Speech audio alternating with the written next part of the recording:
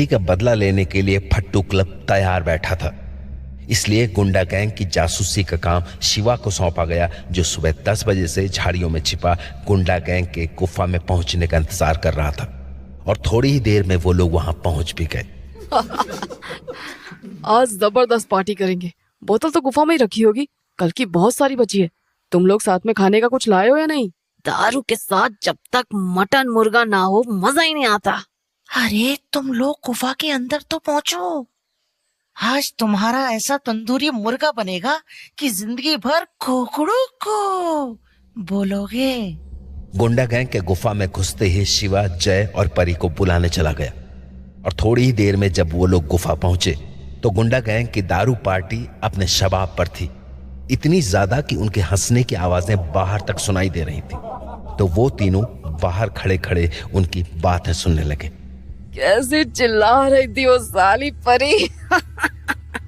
साला मैं कितने महीनों से ऐसे ही मौके की तलाश में था कि साली अकेली मिल जाए, पर कभी वो मोटा मोंटी तो कभी वो साला जय, दोनों चिपके रहते थे उससे।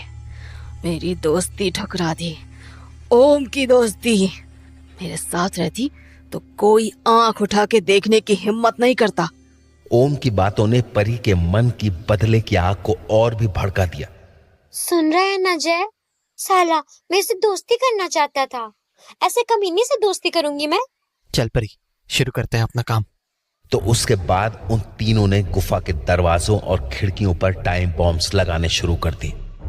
ऊपर वाले दरवाजे पर करीब 20 रॉकेट्स की लाइन सी लग चुकी थी, जिनकी लटें एक जलती हुई अगरबत्ती से बंधी हुई थी। तो जैसे ही अगरबत्ती की चिंगारी उन लटों को छूती, वो सारे रॉकेट्स गुफा के अंदर जाकर गुंडा गैंग को भून देने वाले थे। वहीं बाकी के टाइम बॉम्ब्स गुफा की उस छोटी सी खिड़की और गुप्त दरवाजे पर भी लगा दिए गए थे, जहां ढेर सारे बॉम्ब्स की लटें एक जलती हुई अगरबत्ती से बांध दी गई थी, जिससे अगर गुंडा गैंग भागने की कोशिश भी करे तो भाग ना पाए और बॉम्ब से भुन जाए।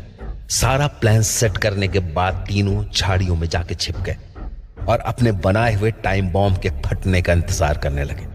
वहीं गुफा के अंदर मौजूद गुंडा गैंग पर शराब का सुरूर बढ़ता जा रहा था।